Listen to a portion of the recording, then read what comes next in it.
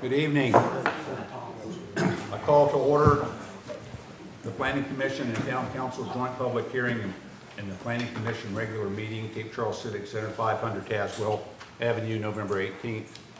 Roll call, please. Smith here. Ashworth present. Holloway present. Wright present. And Councilman Grossman will be here shortly. We have a quorum. Town Council. Steve? We don't have a mayor. So if anything, call this,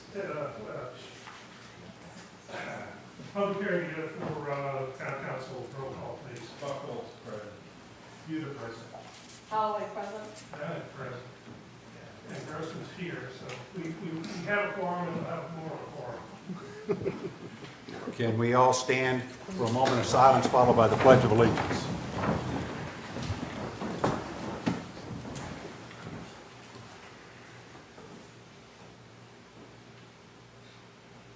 Join me in the pledge. I pledge allegiance To the flag of the United States of America and to the republic for which it stands, one nation, under God, indivisible, with liberty and justice for all.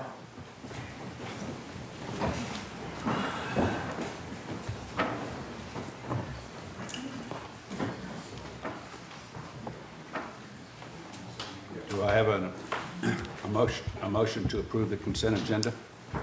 I move to approve the consent agenda. Second. Okay, we have a motion and a second. All in favor? Aye. Opposed? Public hearing. I'm not going to read all this thing. It'd take me 10 minutes to read it, but I will mention the highlighted things. Public hearing is a zoning text amendment application from the town of Cape Charles for a comprehensive review and revision of the Cape Charles zoning ordinance to bring the document into alignment with the update of the comprehensive plan, including editorial changes for improved clarity and for reason required for public necessity, conveniences, general welfare, and good zoning practices. At this time, I'll ask the planning and zoning administrator to give a summary. Sure. Thank you, Mr. Chairman. So, as you've mentioned, we are doing this in response back in 2022. The town concluded its work on the town's 5-year update to the comprehensive plan. As part of that, we knew coming out of that process we needed to do a review of our zoning ordinance to bring it into compliance with the comprehensive plan.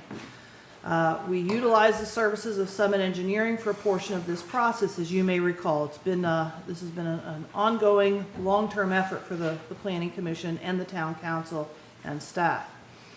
At that time, our review was focused to ensure that the zoning ordinance is not in conflict with the newly adopted comprehensive plan and actually carries out the goals and objectives of the comprehensive plan. And a full review of the zoning ordinance, which was initially adopted in January of 1977, with incremental updates to sections as needed to ensure that we are in compliance with state law, and correcting any issues or concern that the town has noted as part of its administration of the document over the years, but they had really never done a full review in its entirety since it was adopted in '77. Along with this process, with our consultant, we received recommendations from Summit Engineering on possible amendments based upon best practices that they have observed from their experiences in the field. In addition, the Planning Commission convened 2 subcommittees focused on various components of this zoning ordinance review, one dealing with the housing perspective of the ordinance, and another one took on the sign ordinance challenge that we had. As I mentioned, it's been an ongoing effort, and I'd be remiss to also, if I didn't mention also the work that was undertaken by the town manager, who took on the short-term rental ordinance as directed by town council. So that was also a parallel ordinance review that was going on at the same time. We were uncertain if we would come together at the same time with the full zoning ordinance review with the STR, and actually the STR ordinance beat us to the punch and went out to public hearing last month, as you know. There have been approximately over this time about 15 work sessions, there, give or take a number, over the last 2 years, either by the Planning Commission alone or in joint meetings with Town Council to review and confirm the changes being considered throughout the entire document. Some of them were very specifically focused discussions, others were a full comprehensive review of sections and chapters of the ordinance as we went forward. So some of the major changes that you're going to see, almost every chapter has been touched in this ordinance. So in Article 2, which is our general provisions chapter, we have updated the district references to match the zoning districts that are shown in Article 3. We have changed the violation and penalty section, so it is a civil penalty for any violations of the zoning ordinance versus the criminal section. We removed the change of use section regarding non-conforming buildings or structures. We removed the occupancy of vacant non-conforming buildings or structures. We've updated the Board of Zoning Appeals powers and duties to represent and mirror the Code of Virginia requirements.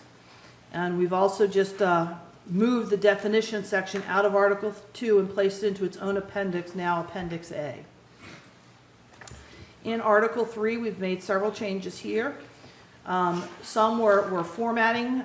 We wanted to ensure that consistency was achieved across all of the zoning districts to show a by right use category, an accessory use category, and a conditional use category. And then we moved all of our dimensional information to a chart format, so that is consistent across all the zoning districts with the exception of our planned unit development. With that said, we then went through and are recommending the deletion of the residential estates district, or RE. We proposed some changes under the R1 district, where we added some additional housing type uses that would be allowed by right, including duplex dwellings, provided off-street parking is provided, condominium dwellings, cooperative dwellings, manufactured home dwellings, group homes pursuant to the Code of Virginia. We did take out dog pens as a by right use, and we moved home occupations and accessory dwelling units to accessory uses under this ordinance. And then we've also now included reference to the short-term rentals that is moving through, as I said, almost simultaneous public hearing process. We've added under the accessory uses the home occupations, the ADUs, accessory buildings, and electric vehicle charging stations. Under the conditional uses under the R1, we did delete libraries, museums, and offices and meeting spaces for civic organizations, public utilities and services, neighborhood community centers, and adaptive reuse of existing structures. In the R2 district, we added again by right uses of condominiums, cooperative and manufactured home dwellings, group homes, short-term rentals. We streamlined again the accessory uses and conditional use categories within that district. In R3, we did very similar things where we added by right uses of the various housing types I've just referenced. In addition, we've also included parks and playgrounds within that zoning district. And we have again streamlined the accessory uses and conditional uses. In commercial residential, again, we've added a by right use of duplex, townhouse, condominiums, cooperatives, and manufactured home dwellings. The group homes, as referenced earlier, short-term rentals, consolidated commercial and community uses. We've also added, again, the accessory use sections and streamlined conditional uses. Very similar in C1, C2, and C3, our three commercial districts. Again, we didn't delete many uses. We actually just streamlined and put them into greater groupings versus very specific uses that were there before. We tried to broaden those categories. And again, we've included and streamlined the accessory and conditional use categories. In the other districts, we did do some restructuring because we had multiple districts that were relative to the harbor. And so we restructured the harbor district into a harbor commercial and a harbor light industrial. We have proposed to delete the M1 industrial district. We have retained the M2 industrial district. And again, the M2 is primarily the zoning district for the concrete plant and its property. We have retained the planned unit development PUD with some modifications. We have proposed to delete the general business light industrial H1. Many of that has been merged into the harbor light industrial district that we're proposing. We've retained the open space district with some modifications, and of course, we retained the Bay Crossing Planned Unit Development, Bay Crossing PUD, with some minor tweaks on that. And again, that was the newest one that was added in at the beginning of '23.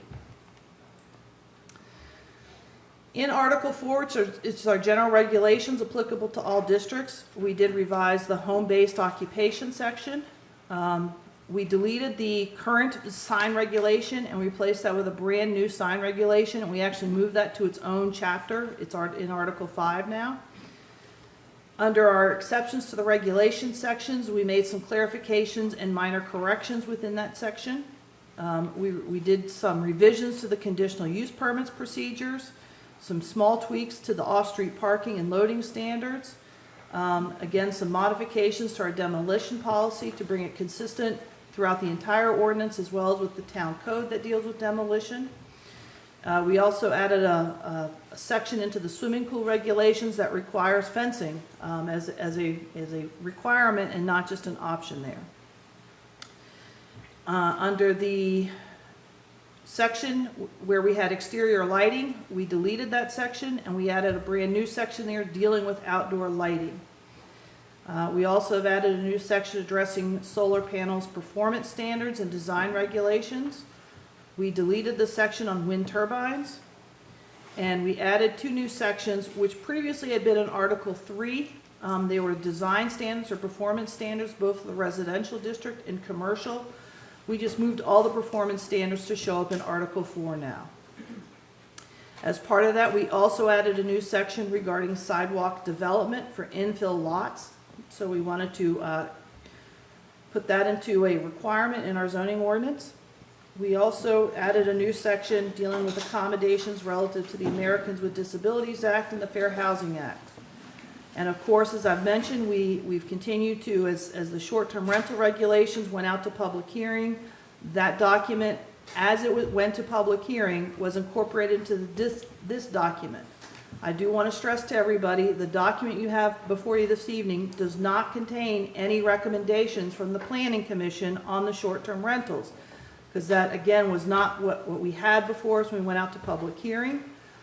That is a matter that is still before the town council, whether they will accept the changes from the Planning Commission, make further amendments or modifications to that. That is an item that is going to the town council for their decision on Thursday of this week. Any changes that may happen once the town council adopts the short-term rental regulations will then be requested to be amended into this document as well before you take a vote with your next recommendation. As I've mentioned in Article 5, we have moved the sign regulations into its own chapter, and we made several revisions to this document. The primary driving force behind this was our ordinance was not was not in compliance with state and federal laws. It was very much focused on a speech-based regulation, which cannot be the case of how you're looking at a sign ordinance. So we revised the structure of the ordinance as well to remove all of that, and we now have redrafted the whole way you look at that ordinance. We show by zoning district in a chart format what type, size, the number of signs, the frequency, and the permit requirements for the signs within every zoning district now. We show very clearly what types of signs are prohibited, including the types of materials that are not allowed. And that is the full list of those items that are contained in that document. Again, we can talk some more about this as we go through the public hearing process if anyone wants more information, but I really would refer them to look at the chart where we spent a significant amount of time reviewing the sign ordinance to bring this into compliance under federal and state law. As I mentioned, we've touched about just about every article or every chapter of our zoning ordinance. In the floodplain district, there was revisions that came out from the state that had not been adopted into our local ordinance, so we made those modifications and adopted or proposing to adopt the model ordinance with a few modifications. For the Chesapeake Bay Act, Chesapeake Bay Preservation Act, the only changes we actually made in this round is just to ensure we had consistent code citation references here. I am making everybody aware the state is in the process of a new model ordinance coming out on the Chesapeake Bay Preservation Act. I have the draft. We have started to work on that document at this point in time. And that will still be a chapter forthcoming in this next calendar year of ours, that we will have to still update this chapter a little bit further. Under Article 8, the Historic District Overlay, we did make some minor tweaks to reflect some of the changes that we made elsewhere in this ordinance, specifically a reflection that we now have a solar panel standard in our ordinance, some small tweaks to the demolition procedure, and some small revisions to the maintenance and repair required, and the appeals process as well. Under Article 9, which is the Historic Harbor Overlay District, our only tweak is just to delete the term historic from the title throughout this section. Additionally, in every appendices, we had some changes. So as I mentioned, all the definitions are now in Appendix A. And then from there, we move to what will now be the Appendix B for the subdivision ordinance. There are revisions to address consistency to bring it in line with the Code of Virginia. Same thing with Appendix C, the site plan ordinance, and Appendix D for the coastal primary sand dunes ordinance. We've also had another model ordinance that was released from the state that we had not reflected into our own documents. So we've done that with Appendix C for erosion and sediment controls. And Appendix F is our wetlands ordinance. Again, we've had some revisions to address consistency with the Code of Virginia. And lastly, our final appendix is dealing with the tree conservation and preservation ordinance. Again, we did not make any substantial changes to that document other than any code citations. And lastly, we do have the maps before you this evening. So on the left-hand side is our current zoning map. It is not the entire zoning map. I only highlighted the sections where the primary zoning map changes have occurred, which have been primarily around the harbor, both north and south, and then going out the stretch on, not quite on 184 going out of town, or Stone Road or Randolph Road. It is a couple of the parcels behind, specifically where the railroad tracks used to be and what's soon going to be a bike path coming in there. And then also a rezoning for the Virginia Port Authority, or what is known as the spoil site or berm area of our community. That is being proposed for rezoning. And then as I come back around the harbor, we're picking up the old railroad property as a whole. We're proposing rezoning of that. And then as you come around south of the harbor, there is proposed rezoning there as well. And then lastly, I'm going to jump all the way to probably the last two giant parcels. You come out of Old Cape Charles Road. One of those is owned by the town. One is owned by Bay Crossing PUD. Sorry, I can't think of the property owner's name right this second. But those are being proposed for some rezoning, and those parcels in front where there is residential development that has occurred, those parcels are being proposed for rezoning. So that gives you the broad overview of what we are here for public hearing about this evening. Thank you. All right, now we'll go into public comments. I remind those that are speaking to come to the podium. You have 3 minutes. State your name and your address. Thank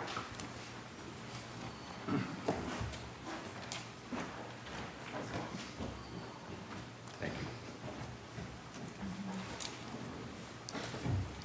First is H. Spencer Murray.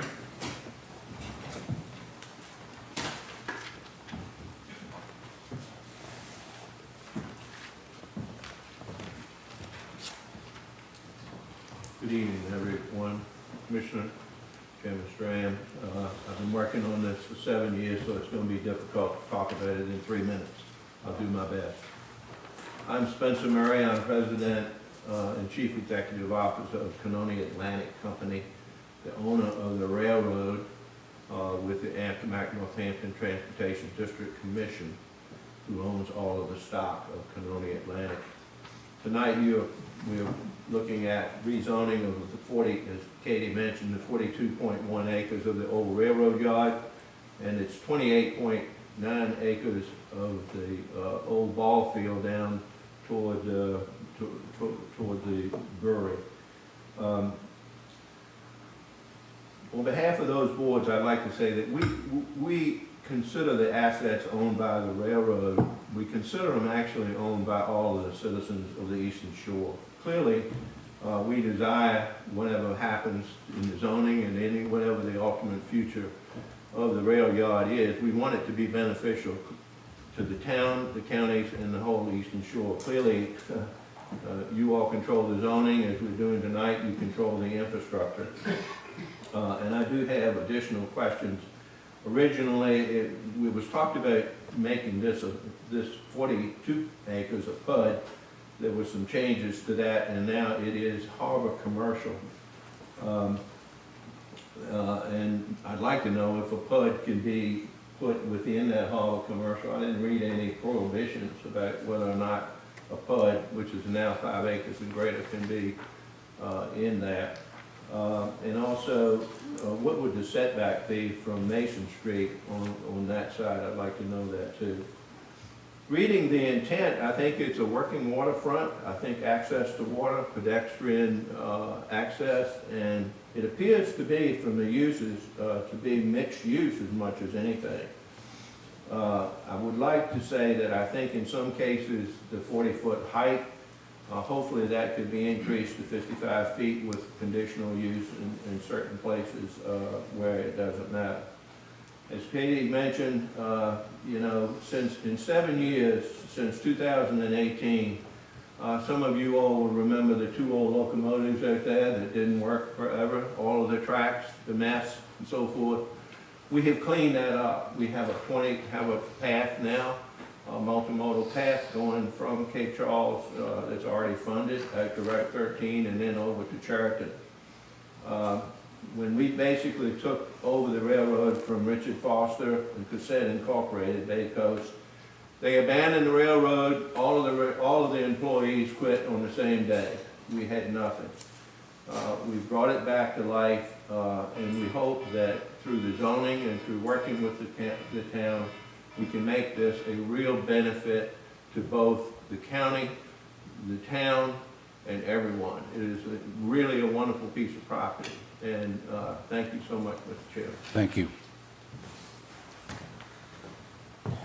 Sam Jones?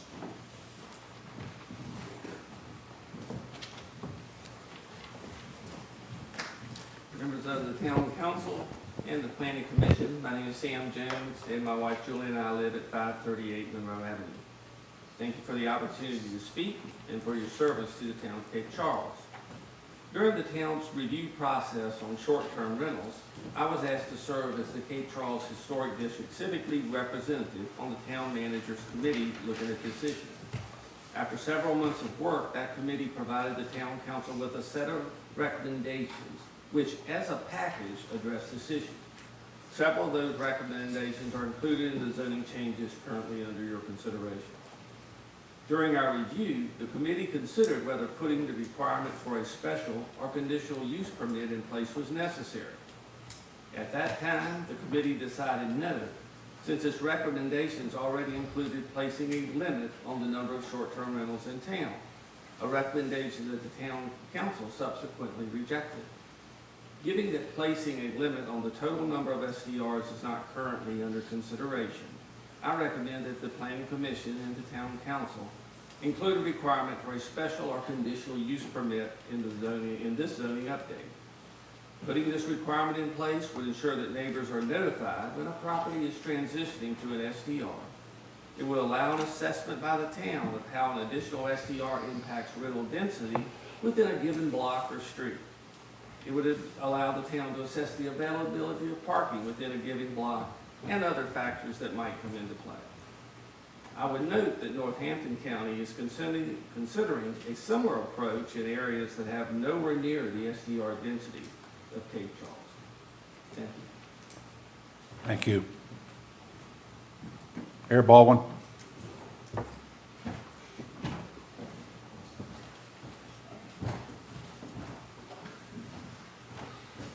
Thank you for letting me be here this evening and speaking. About 18 years ago, we bought a lot of property in Cape Charles. One of our issues from day one, and we have a history in the front of these boards, was with Harbor District zoning. 18 days ago, you sent out a letter saying that you wanted to change it. 18 days ago. We've been waiting 18 years, which is great. One of the people we sold some of our property to, named John Kemp, who represents 2 Farms Plus, owns 2 of your major pieces of property in town. He's never even gotten a letter. We have an opportunity to bring 3 historic buildings to the Cape Charles Harbor. Some of the council know it. We don't even know if we can let that one of those buildings get floated here in the next couple of weeks, because we're not even sure if it can be legally conforming.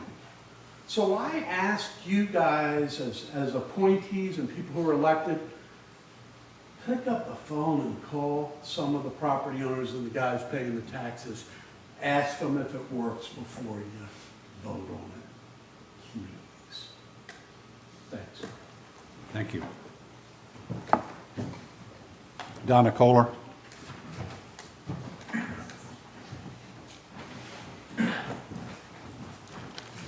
Good evening. My name is Donna Olney Kohler, and I reside at 711 Tazewell Avenue, which also operates as Big Street Inn.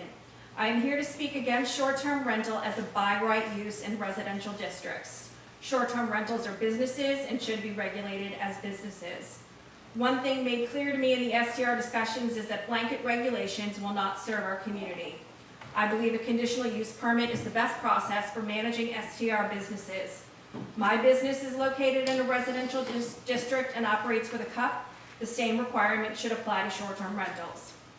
Each STR needs to be looked at individually to determine occupancy and parking.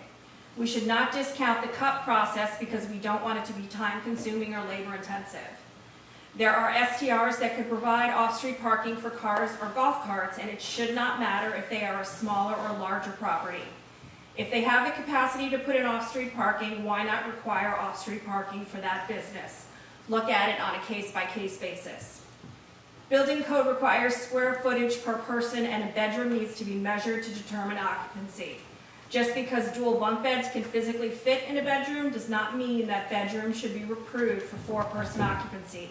My bed and breakfast business has to provide square footage for each guest, and an STR business should do the same. Town should not disregard building code because we want to welcome families. The code is there for safety reasons, and that should be our priority. Each STR business is different, so what is required for one may not be required of another. The conditional use permit process would address the concerns many in our community have expressed about parking and occupancy. There has been no discussion of the impact STR businesses have on our water and sewer system. A regulation should be set for how many full bathrooms are required for the maximum occupancy of that individual property. A colleague of mine who is a highly respected leader in the STR industry recommends a maximum 4 persons per full bathroom. So a smaller property that is square footage to sleep 6, but provides 1.5 bathrooms would have the choice to lower their occupancy to 4 or upgrade to 4 full bathrooms in order to not be a burden on town and water and sewer. I'd also like to comment on the discussion of age requirements and occupancy. A comment was submitted to Planning Commission about Airbnb not counting children under the age of 12. That was used to guide discussions and lean towards a recommendation of not including children under 12 in occupancy counts. I'm floored that the Commission would even consider an external marketing platform as the guidance for creating our town code. The statement the Commission was given is false. Anyone over the age of 2 is considered occupancy count for an Airbnb reservation. So if the plan is to use Airbnb as our guide, age 2 is the limit. Vrbo is another popular marketing platform used by STRs. All persons, regardless of age, are included in the occupancy count. Vrbo categorizes anyone 17 and under. Thank you for your time. Thank you.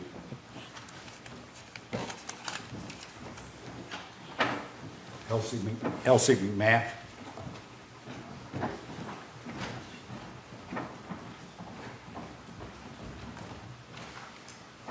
Good evening. My name is Elise McMath, and I live full-time at 304 Tazewell Avenue. I I'm here to echo concerns brought forth by other full-time residents about the proposal to make short-term rentals a by right use and to instead advocate for adopting a conditional use process. While I greatly appreciate the collective efforts that have gone into updating the zoning ordinance, I believe the proposed by right designation and accompanying STR regulations still fall short. A 10-person occupancy limit, for example, fails to address critical issues like the decline in long-term rental availability and the affordable housing challenges that are exacerbated by unchecked STR growth. For instance, the sharp rise in property assessments since the pandemic increases the financial pressure on homeowners, making short-term rentals a more appealing option than long-term leases, which further reduces the availability of affordable housing. A conditional use process where STR applicants seek approval from the Planning Commission and Town Council would better align with Cape Charles' 2024 strategic goals of 1, preserving our small town character, and 2, expanding housing options for younger families and the workforce. This process is not a cap, and it has been successfully implemented in neighboring locations like Norfolk, where applicants must present their case publicly. Neighbors are notified of the hearing, which allows for meaningful dialogue and feedback in determining the conditions set forth in the CUP. Notably, the Planning Commission members often ask applicants whether they consulted with their neighbors before the hearing, particularly when opposition is present. By requiring case-by-case review and community input, a conditional use process strikes a fair balance, addressing residents' concerns while still permitting STRs in a way that respects neighborhood compatibility. For Cape Charles, such a process would protect our small town character by requiring applicants to engage with their neighbors and seek approval for changes that could affect the fabric of our neighborhood. It would ensure democratic decision-making, giving residents a voice in shaping their community. It would also allow the Planning Commission the flexibility to assess key factors like parking and noise on a case-by-case basis, acknowledging not all homes and blocks in town are the same. Additionally, STRs are commercial in nature, and as Councilman Buckles recently noted in the Fifth Street Inn hearing, commercial activity has historically been rejected in residential zones like R1. A conditional use process ensures STR owners are held to the same standard as everyone else and preserves the integrity of our zoning principles.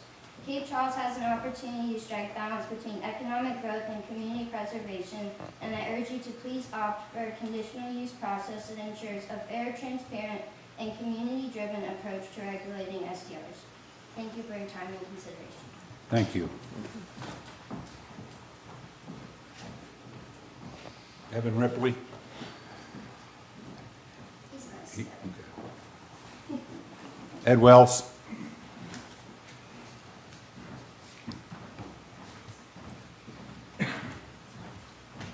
My name is Ed Wells. Good evening, Town Council members, Planning Commission members, and Town Manager. I live at 202 Strawberry Street. I'm here to voice my opposition to the new by right zoning ordinance concerning STRs. I am opposed to this new ordinance. I realize that a lot of time and effort was put into these changes. It's been a long time coming. I think the town has made some good proposals regarding STRs. However, I believe one of the major issues for the permanent historic district residents, as well as Bay Creek residents, is that it doesn't deal with the issue of density. The new by right zoning ordinance edition just opens the door to any and all homeowners, thereby lowering our quality of life. I also suggest not allowing the by right zoning ordinance in the Harbor Commercial District. I think it should be a wait and see to see how the areas develop. Thank you. Thank you. Were there any comments received by written? We did have one written comment. And again, this is from Julie Jones, and she indicates, "My husband and I live at 538 Monroe Avenue in the Historic District. I have one request for you tonight. Please stop referring to Cape Charles as Mayberry. In the real Mayberry, there was a strong sense of community because everyone knew their neighbors. That has not been true since 2020 in our block of Monroe Avenue, when neighbors began selling their homes and STRs took the place of trusted neighbors. Thank you for your willingness to serve all the residents of Cape Charles. Julie Jones."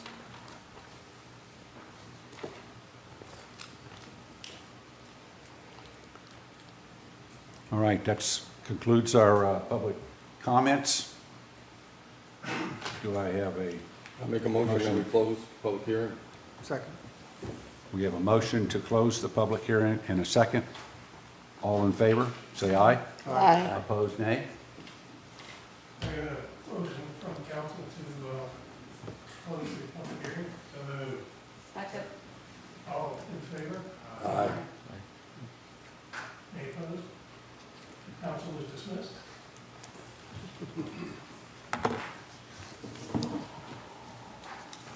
All right, next item.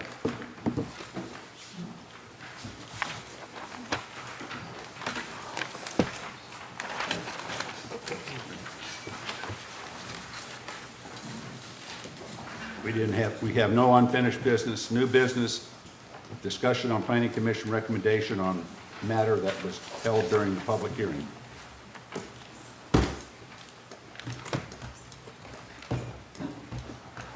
Well, Mr. Chair, I'd like to first come and talk about short-term rentals. Okay. Short-term rentals has already come through this committee, and we were using separate pathways in order to get to the end on that.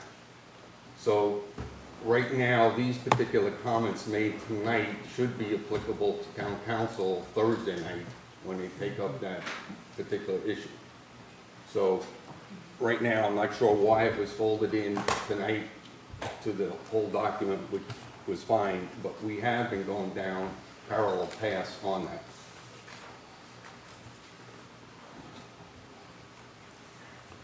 Do you have any opening comments that you want to provide? I don't, and let me start with a couple items, so if that'll help you. So one, we have scheduled on December 4th, I think it's December 4th, the first Tuesday? Yes. Thank you. That's December 3rd, December sorry. 3rd. December 3rd is the planning commission meeting, and so for those who are in attendance tonight, assuming we do not finish our work this evening, that meeting is fully dedicated for the continuation of this discussion of developing your recommendation on the proposed zoning ordinance changes. So I wanted to make everybody aware of the calendar with the potential of you developing a recommendation that would then be forwarded on to the town council for their December meeting calendar, which would be the third Thursday in December. For the balance of the zoning All ordinance, all of the zoning well, ordinance. no, balance apart from our short-term rental. They had to be rolled in to get into this document. Yeah, So- eventually it would have to be. That's all, I'm just making sure I'm clear on, we have already had a public hearing on it, and we have passed changes that Your we rec, recommended. you've provided a recommendation Right. that is moving to town council. And if council Yes. approves it or not, Thursday night, Yes. it's a done deal regardless of what's reflected in here right now. That's correct. And those changes will then be amended into this document. Right, all right. So you had stepped away from the building. We announced at the very beginning, Paul, so. Okay, I just want to Yes. reiterate, because we heard enough on short-term rentals and Yes. and conditional use permits Yes. and other things. Okay, so I think we got to start, just go section by section. Well, one thing I would offer is Canoni had some questions with regards to the map. And Katie, maybe you can talk about their particular property relative to how we ended up rezoning some of that stuff, actually dividing some of the existing parcels into two zones. So specifically for Canoni Atlantic, I don't believe it was divided into two zones, but I'll double Well, check my list we here. have the one that we had a strip along Mason Avenue. And the one parcel that we were talking about, 83, A3-8-9, ended up having to have it sliced into two zones.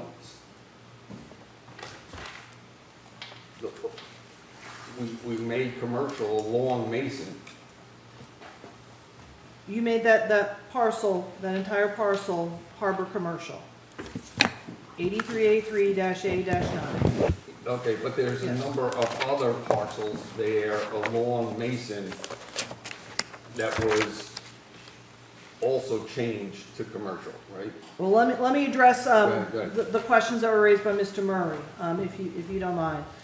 So I know we had considerable conversation whether we should go ahead and classify the railroad property, all that was owned by Canoni Atlantic, as PUD zoning versus any particular district zoning. And after considerable conversation by the town council and the planning commission, it was decided that we would give it a classification of harbor commercial.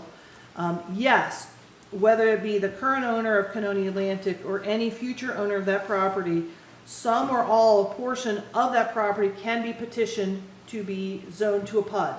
That's correct. Yes, And we reduced the PUD size Yes. down to 5 acres. down to 5 acres. So we can accommodate on any parcel that people have that 5 and higher. Yes, and one of the considerations behind that decision was we wanted to put a strong position from the town until a full harbor master plan can be developed by the town. We at least wanted to make it clear to anybody considering that property to know our primary intention for that property is to be kept into a development pattern similar to a harbor commercial zoning district and all the uses outlined there, which can have some residential uses, but it's not the primary use of the property. But yes, when you look to rezone to a PUD, under our PUD ordinance, we require that you select 2 primary uses, two zoning districts basically that would complement each other. So that we would potentially have residential be considered along with other commercial uses to come with it, or vice versa. So there are some real strict requirements. If a PUD is going to be proposed for the property, it also allows for greater flexibility in negotiations with any property owners or developers to move to a PUD. It potentially allows at a PUD designation for higher density considerations. It allows for some height considerations as part of that process. There are many benefits to a PUD process, but it also puts it into a very restrictive or defined land use component that comes in the form of deed restrictions when you move over to a PUD. So I just wanted to make everybody aware of that. So I think that addresses a couple. I don't know off the top of my head without running through the document really quick what is the setback from Mason Avenue on this. But again, under each zoning district, there are charts now that show the setback requirements. So I would drive you to go look under Article 3, under the harbor commercial zoning, and that would show you what the setback requirement is for frontage. Hey, Katie, I thought in our comp plan redevelopment that we worked on over the last 2.5 years, that we actually addressed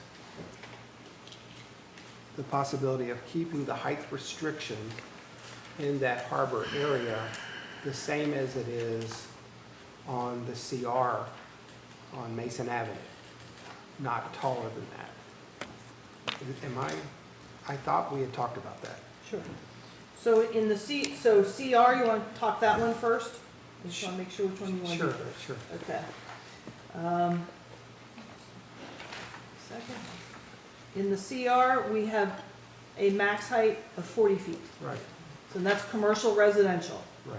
So again, for everybody to understand where that falls, that is from the town hall up to where Taylor Bank is going. Does that make sense? That is CR zoning. There are a couple other areas of CR zoning, but that's just one strip I just wanted to highlight. If you go into the C1 district, if I hit that for a second, that is also indicating a max height of 40 feet. I think what Mr. Murray referenced during his speech and comments to the board was talking about some considerations in the harbor area, what used to be in the GBI H1, that did allow for, and I can't remember if it's still in here, give me a second to flip over here for one moment. It allows for, in the Harbor Light Industrial, I'm going to hit that for a second. Harbor Light Industrial, it allows for 45-foot height buildings, 50 feet for structures other than buildings.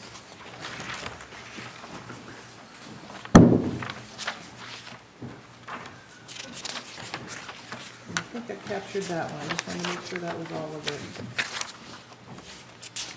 it. It does allow through a conditional use permit process, for a height consideration to be proposed to the town. Okay. Okay, but that's in the harbor light industrial. Harbor commercial, give me 1 second. There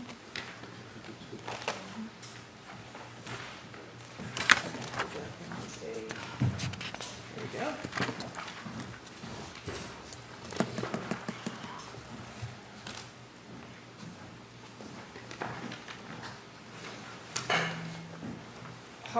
Harbor commercial is at 40 feet. It does not have the allowance for a conditional use permit to be sought to increase the height for harbor commercial. Okay? Okay. So that's sort of in line with what we talked about in the comp plan development. That's correct. So, because much of where we highlighted the properties for harbor commercial reside along that side of Mason Avenue, north of the harbor, coming around the side of it. So yes, we're trying to mimic that look of Mason Avenue on the north end. Right. Yes. Okay. Thank you. Any other discussion on questions raised by any, besides the STR and the Canoni property? Oh, go ahead, Bill. No, go ahead. I was just going to ask, I would like to, Air Baldwin, his concerns, how do we communicate with the landowners? I think it's a good question. Sure. For the last 2 years, there have been repeated conversations where I've tried to alert all the property owners that there was potential of rezoning being considered. And in fact, I do know with Mr. Baldwin's representative, the engineering firm he uses along with another property owner south of the harbor, I in fact sent them the draft over the summer as to where your last discussions were settling in on this issue after your June meeting, to make you aware of that. And that was provided to his engineers because they've been trying to do some development proposals into the office. Most recently, we did send out a letter to all the property owners that were proposed for rezoning, along to their adjacent property owners were also notified of any rezoning considerations. So yes, it went out. They went out on October 31st. We have not received any of that correspondence back through the post office. None of that has been returned to the office. So I heard the comment about an additional property owner, Mr. Kemp. He actually received 2 letters on property that he is proposed for rezoning in this process by the town. He also received 9 additional letters as adjacent property owner to other properties being rezoned. None of those are returned to the town, to make you aware of that. Of course, the ad was placed in the Eastern Shore Post and went for 2 solid weeks, was shown as an advertisement there as well. I've, in the last 4 weeks, have fielded probably close to either 100 calls, emails, text messages, pop-in visits to my office with questions on the zoning ordinance in response to the ad, the letters received, or just general things that they have read about in the paper. Yeah, I saw the ads. They were very apparent. I think, to me, the only thing that I would question is 18 days enough? I do kind of agree that it might be better in the future to do 30. I don't know what the requirements are, but 5 days. The state requires 5 days notice in advance of the public hearing of a written letter to the property owner. So, I understand. Okay, got it. 5 days, but I don't think that's what we would like to shoot for. and we didn't. We exceeded the 5 days. Yeah. All right. So we want to start with Article 1 and work our way. Yeah, I'm just gonna fess up right now that I probably spent easily 10 hours, and I only got up to Article 4. So I'm gonna pass on anything beyond, because I've generated both editorial and grammatical in a table. And I'll hit all the ones that are just worth talking about as opposed to fixing grammar or whatever. So that's where I am heading right now. I need another, at least given the stack of this, another 10 to 20 hours to go through line by line. Understand.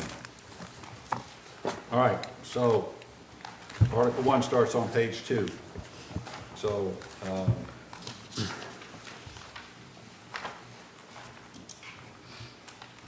anything on Article 1? And Article 1 is actually the ordinance that the town council will, Right. that's what will be inserted here, is the ordinance that they adopt, to adopt this entire document. Okay? All right. Article 2, general provisions. Yeah, I had on page 4. Now I'm talking about the clean version. We have a marked up version and a clean version, and the page numbers are gonna start diverting. So right now, in section 231, with regards to symbols, we have here the letter C, and we should insert, and the term COM represents commercial. Sure. And the next is the letter H, which represents harbor, should change to the term harb, H-A-R-B represents. Sure. We had here the term PUD or PD represents, and I'm not sure where we use PD, we don't use it in the zoning ordinance. So if, It was probably a carryover from this original zoning all right, ordinance. so then PD should also come out.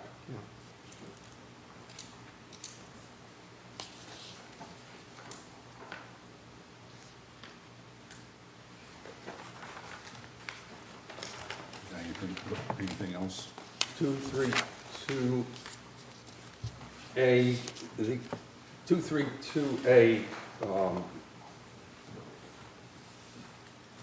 me see, page 5.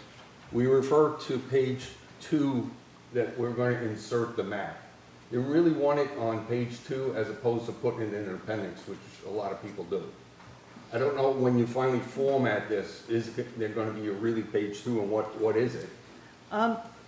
That's a great point to raise at this time, Paul, just so you're aware of a couple items. Once we finally get through this process all the way through and town council finally votes to adopt this zoning ordinance, this then will actually move back through a codification process. It's going to eventually get codified into the town code. Yeah, Because okay, but it's just- a matter of, I'm just you're- asking, where is the zoning map actually gonna reside? Is it in page 2 of this document? It actually is Or- because we keep it front and center so that people can easily find it All right right, away. I Yes. was just questioning, it's gonna Yes. stay on page 2, that's fine. So I just want to make everybody aware that down the road, and I do mean in a couple months after this, it's going to get codified and put into the town code, because currently today, the zoning ordinance sits as its own document under the planning page as a zoning ordinance. If you go search the town code, which is hosted through Muni Code, you can't find our zoning Yeah, ordinance no, anywhere. I understand. Okay. My next comment is on 242, on page 7 and 8. There's two, in A3, we say the fee for the building permit shall be governed by ordinance. And we don't put the fees in our ordinance. As we have written into our town code, we say town code uses the words, such fees and charges shall be set forth herein or is established by the town council.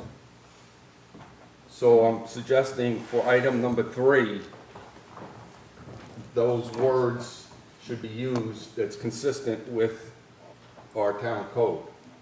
We don't put fees within the zoning ordinance. And that You're occurs- correct, it's actually not, it's part of your budget ordinance.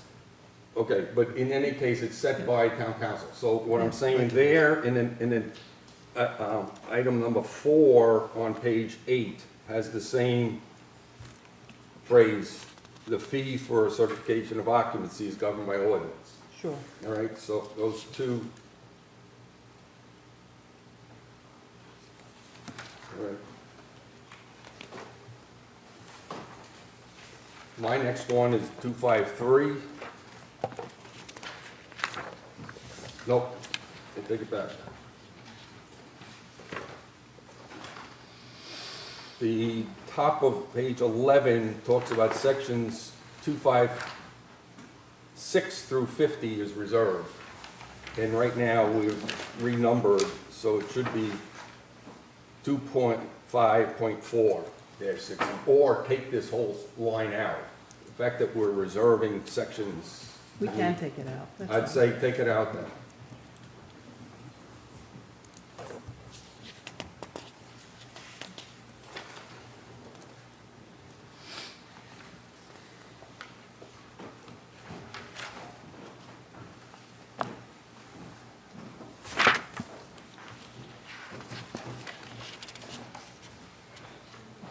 Next I had, again, fees on 266.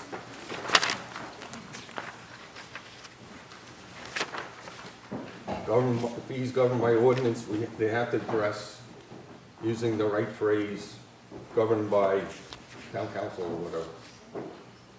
Whatever common phrase you use, it can go in these. You actually do adopt your fee schedule through an ordinance at the town council. It's not part of the zoning ordinance, but it is called an ordinance. Oh, You do. you're right. I know.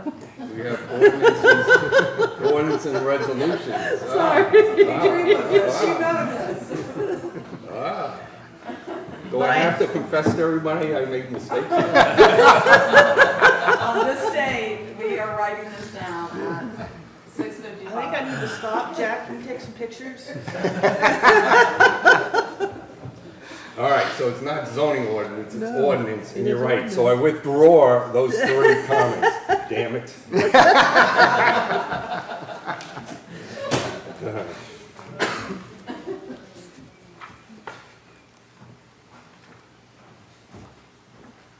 All right, so for 272B, on page 15, we talked about the process of notifications, and I'm suggesting wording changes here because right now, the sentence that says hearing shall be not less than 6 days or more than 21 days after the second advertisement appears is incorrect.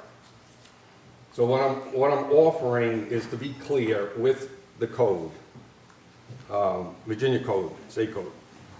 Publish once a week for 2 successive weeks in some newspaper having general circulation in town, which is the words there now, and then to insert with the first notice appearing no more than 28 days before and the second notice appearing no less than 7 days before the date for the meeting referenced in the notice. Actually, the code was amended in this last General Assembly. And I just looked up the code 2 days ago, and these are the words. It's 6 to 21 days. That's what it is. I'm telling you, I'm looking at the code, and it says,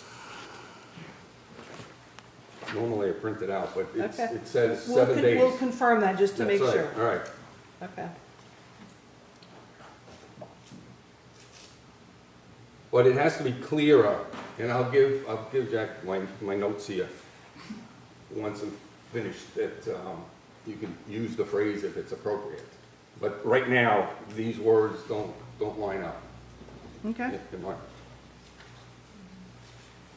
And then 2.9, do we even need this reference as to where the definitions move to? No, we will take that out. We just didn't want anybody to lose sight of, if they were looking for the definitions, where they went to. That's all. Okay. Any other discussion on section 2? Right, or article 2, article 3? It's section 2, you said. Section 3. Section 3. Okay.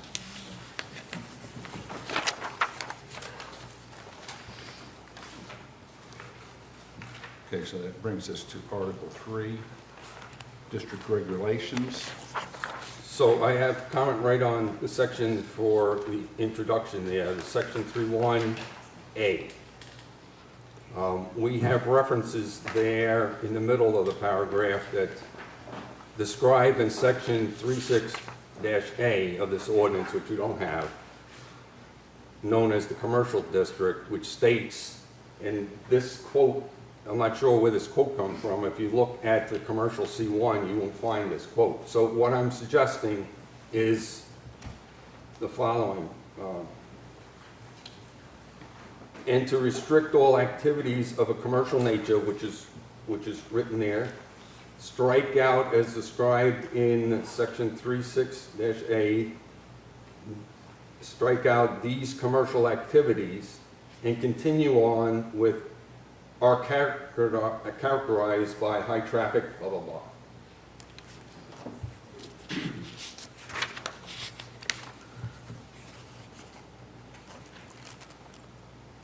You're gonna have to say that one more time. Okay, okay. Striking out as described in section 3.6-A of this ordinance and continuing on, known as commercial districts, and I'm adding C1, C2, and C3,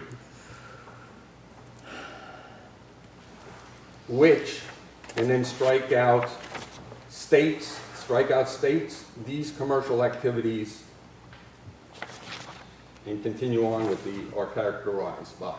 So, Go ahead. and I'm sorry, where is the what are the activities of a commercial nature as described in section 3.6A? It's whatever will be It's not. the It's section numbers of the commercial districts. Okay, Once we get all of our formatting correct all the way through, we will do a final proof of all your section I see. references Okay. internally. Thank you. And then get rid of the final quote, Mark, right, Paul? Yeah. Yeah. Just a portion of the quotes there. Got it. Lead in as characterized by. Okay.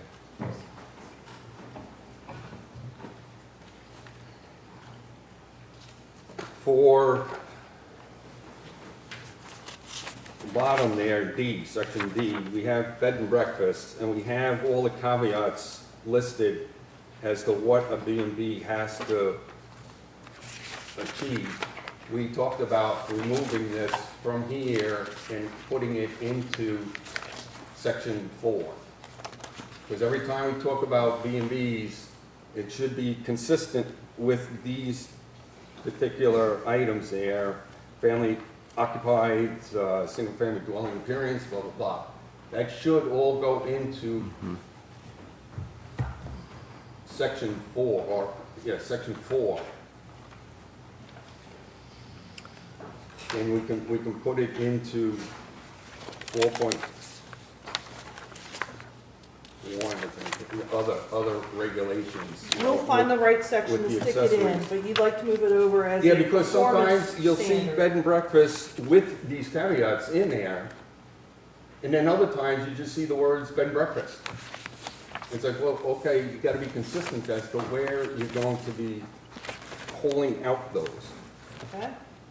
So Katie, I also noticed that the ordinance citations, just the short-term rental sections are different in different places in Article 3. That's correct, because again, Yeah. at the time when the short-term rental went out, we thought it was gonna be in this place.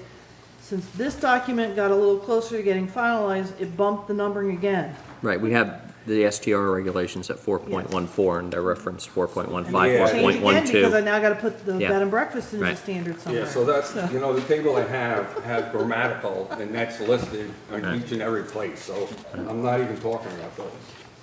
Okay. So I have a question though. We're talking about section 3.1, the residential district, R1. Why wouldn't the conditional uses there? You'll still For the reference, No, you still have bed and you'll breakfast. still reference Right. bed and breakfasts pursuant to meeting these criteria contained in section blah, blah, blah. So similar to how we do ADUs. So if you look up above, we list ADUs as a Right. by right in compliance with the requirements of Article 4.2J. That's where it has all the criteria. That's what Paul is proposing we do with bed and breakfast, is we still list it as a conditional use, but we then refer all the criteria to a section that we're gonna throw all this into in section 4 somewhere. Right, okay. Okay? Okay. Got it, okay.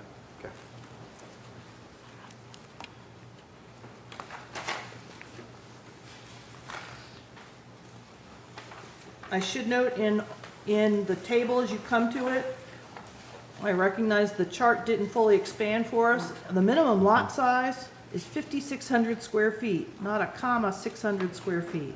There's supposed to be a 5 in front of that number. Where are you pointing to? In the chart under E, your legal conforming lot, I think it's correct in the marked up It's in- version. That's in- where you gotta be very careful, Yes. because it fell into that trap. When you go to, I know, I The just, clean for anybody version. using the tracking red version, I just wanted to make you aware, we just didn't expand the chart enough to get that 5 in there. But it is clean in the clean all right, up so version. talking about that table, I just had a question. We talked legal conforming lot of 5,600 square foot. The question I had is, a non-conforming lot really a lot that's larger? If I have a lot that's, you know, a lot and a half, and it's all one lot, would I really consider it non-conforming? Or do I say, yes, it's conforming, but you cannot divvy it up and create a non-conforming lot by splitting it in two and have enough for the 5,600? Look, you cannot do a subdivision and create a lot that is a non-conforming So lot. all I'm saying is there really a non-conforming lot size, and we have two columns there? Yes, because this town, this comes from your current ordinance today, your primary difference here is the max dwelling unit size that this town established based upon available Okay. square footage by lot. All right?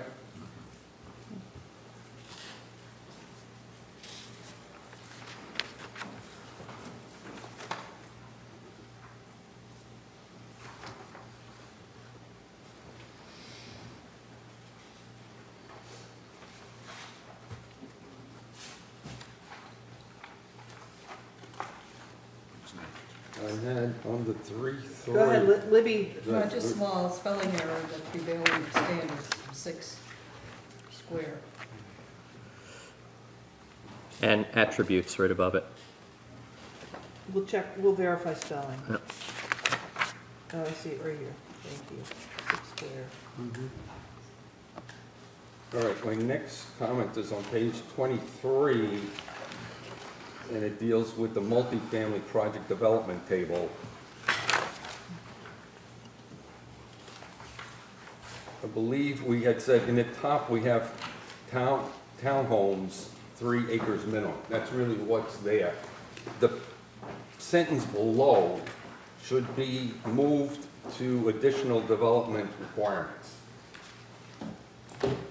We have item number 1, off-street parking should be item 2. The 2 fell off. And I'm saying make item 3 this maximum development of 8 townhouses. Should be additional development requirement.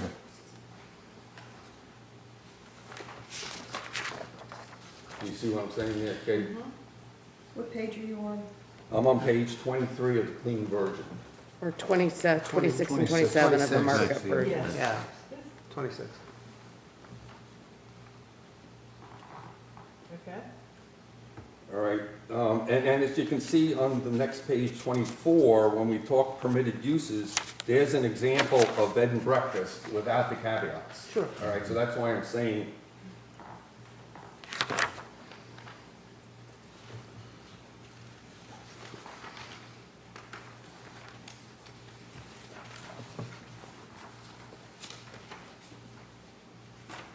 (3.4C)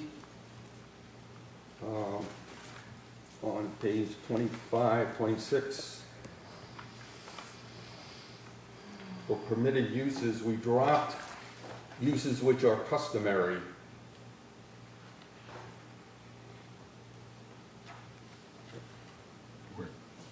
Where we dropped out that where uses that are customary and the zoning administrator has the ability. Let me make sure I'm referring to the right section here. You said 3-4C? Oh, wait, 3-4. Is that under section 3.3? 3-4C, I'm sorry, I got the wrong page there, yeah, page 24. Yeah, under 3.4, under B, number 17, we still have that sort of clause, any other use which is compatible in nature with the foregoing uses in which the zoning administrator determines to be compatible with the intent of the district and is concurred with by the planning commission. I must have been pointing to something different. Okay, all right.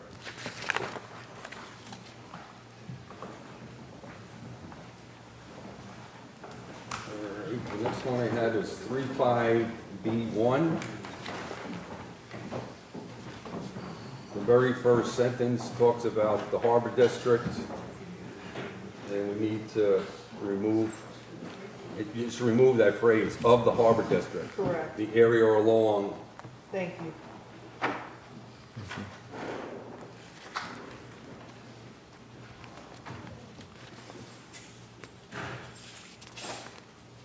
So I had something in that 35B from our last time that we met together. You had,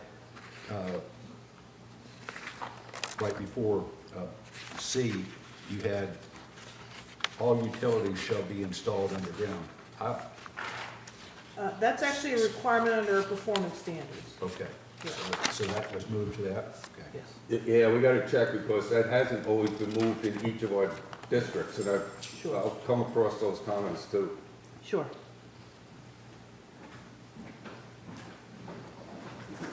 Three, five, D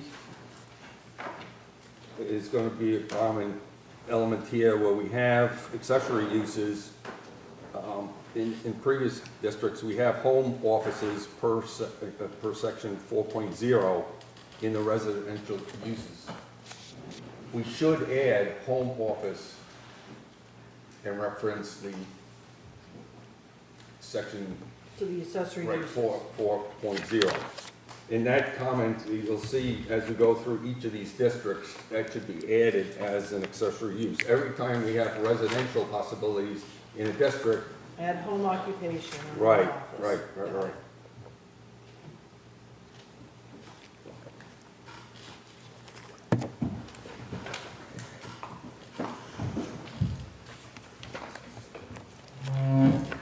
Okay. I have here under 3.5 on page 26, additional requirements.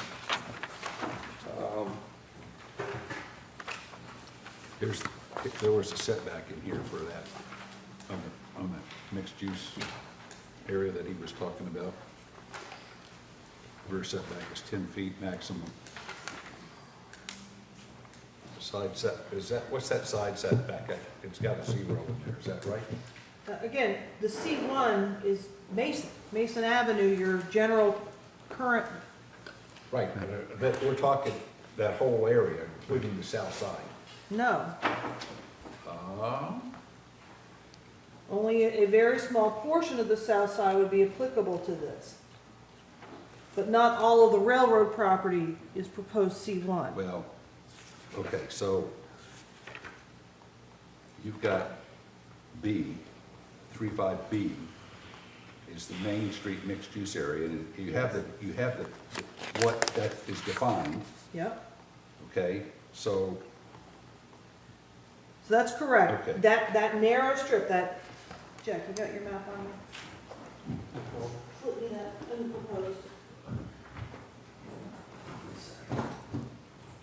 That little, whoa, just stand right there and forth. That little strip, go down, that purple strip. yeah, Go across. Right That there, little right there. area goes down is the it. nectarine. And that's meant to, it can have the same kind of development pattern as you see across the street on Mason Avenue with wall-to-wall buildings. Okay, so, Okay. so would it have the same? So it would have a 0 side setback. Okay, but would it have the same rear setback? Yes, it would have the same rear setback, Setback. that little portion of 10 feet. Of 10 feet, okay. So, Mr. Chairman, if I could clarify, I think that's what Ms. Murray was asking during his public comments was. Direct on Mason? Yeah, so it's 120 feet is, I think that was your question, right? Yeah, it used to be 300 about 8 years ago, and before we changed it to 120, remember, Mr. Chairman? And so it's 120 as we're proposing it Yes. right now? Yes. Okay. And it is defined, it is that purple line on the map. Is this the same one over here, Yep. Katie, that proposed? Yes. Yeah, it's a continuation of I'm what's assuming it's there. this right here. Yes. Yes. all the way to the hump. Yeah, okay, yeah. But, so it, Would have the same view sheds and everything, so. So that's that the other- purple so area from Mason Avenue to the Worm purple would come line through. is the 120 feet. Peach Peach is, yeah, well, I don't know about Peach, but Plum. the view shed's all the way View shed, across. yeah, so. Okay, is that in, excuse me, Mr. Chairman, this has been a long time, and, we did have at one time conceptual talk about view sheds, common areas. Right. There was actually something called Cassette Park that was gonna be. Yeah, put- yeah, that was. Remember that? Yeah, yeah. I mean, please don't name it Cassette. I know that's historic, but anyway, just don't name it Foster. You can name it Cassette. Don't name it Foster. Okay. But if those view sheds and those things are still in place, and I think you were saying earlier, there was gonna be some effort now to do a harbor district plan. Yes. There's a desire and an intent for a master plan still to happen for the harbor. Okay. Well, that makes sense, but, I mean, obviously, you're gonna want common areas, you're gonna want access. You all have a 30, am I correct? You have a 30-foot, place around here offset for a trail or something Yep, that comes that's all the correct. way It's to the there. beach, I It's believe, in, Paul. it's in here, yeah. Yeah, and that's in there, okay. All right, well, yeah, thank you. Okay. All right, so still in 3.5, which is C1, after F, we have our table for lot sizes and what have you. We need to add developmental standards, a G, and change additional requirements to H. And for the developmental standards, we need to send a reference to 4.13, which has all our, that's where we moved all our developmental standards for commercial.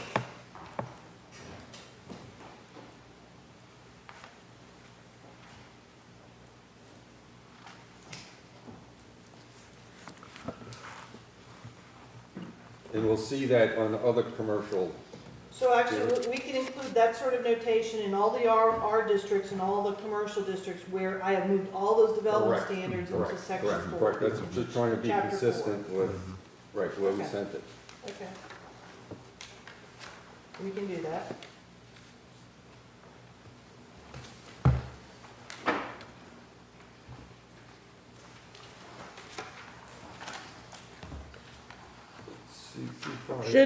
Should F be there if we have the separate sign ordinance? Where are you? Say that again? Below development, redevelopment standards, there's F, sign design shall relate to the architectural character of the building. If we have a separate sign ordinance, do we still need that? Do we still want that? Well, we usually put them in here as with a pointer, as the way to find the information. Okay, well then at least we should do that. Yeah, I think the pointer's needed. Yeah, as per section blah, blah, blah, blah, blah. Okay.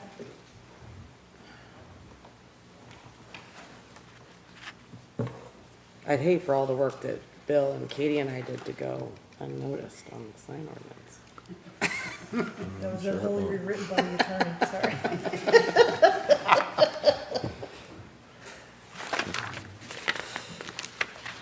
Okay.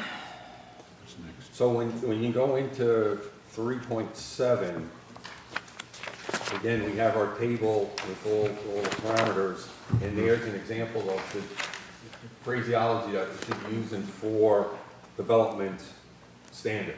Sure. Sending it over to, okay, so that I needs got to it. be Yep. repeated. And then the sign, like you said, Yeah.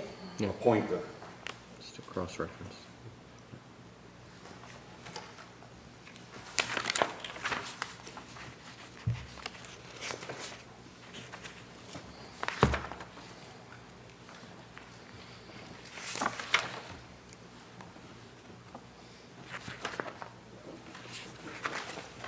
Three seven C, we should be adding our home office.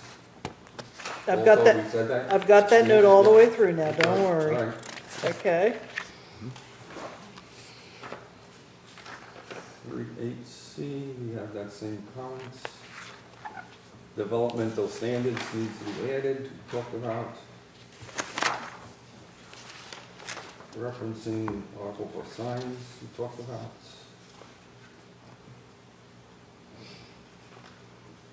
And the title on 3.9 needs to change to, instead of commercial harbors, commercial dash, harbor dash commercial. It does, it's, well, I don't know where it is in the You know, it's cleanup very version. consistent throughout, what Yeah. I'm saying is not in the title.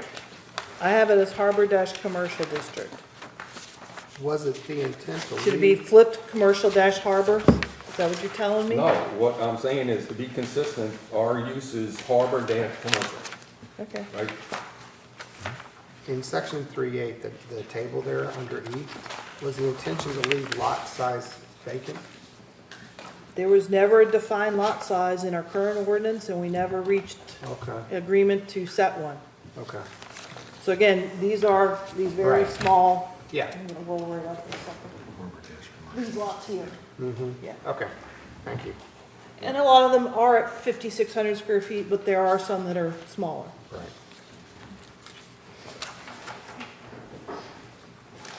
Okay, so 3.9, I had the same thing, home occupation, we talked about, developmental standards, we talked about. Do you want home occupation in harbor commercial? Well, anytime you have residential possibilities, yeah, on second floor, right? Okay, I agree. That's-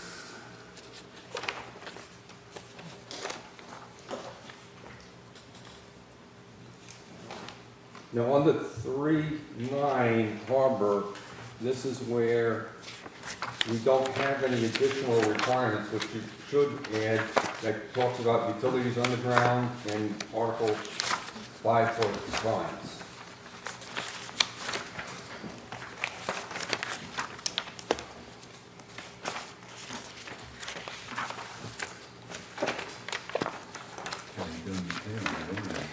So just so you're aware of this, for everybody, in Article 4, again, I'm looking on the red line version, that's page 92.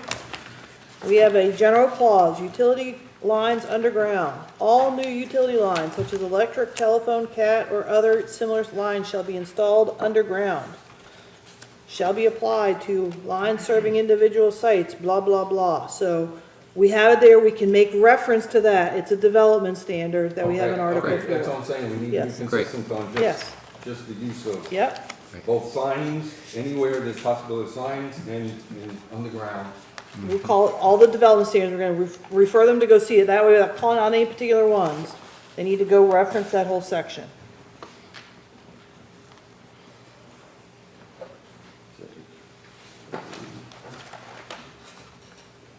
Three ten B, we dropped out, and we had it in our markup, but then over into the clean, or at least in previous versions, we had said, adult indoor child daycare center and education institute. I had that too, but then I saw,